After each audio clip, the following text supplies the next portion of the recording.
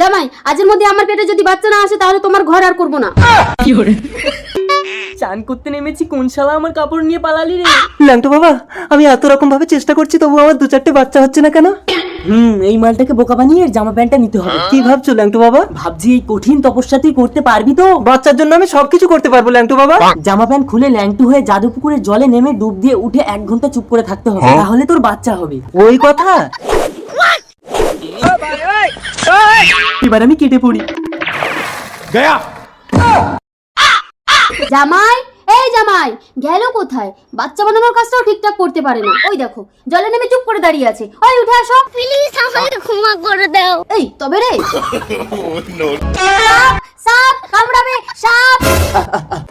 এই আমার স্বামীর জামা প্যান্ট তুমি পরেছো কেন? তার মানে তো ওটা সাপ ছিল না। তা তুমি সাউরি হয়ে জামাইয়ের গায়ের পাশে যাও কেন? আরে ওটা আমার স্বামী, ওর নাম জামাই। এই ওঠো। আরে কেন না, পুরো ফাঁকা।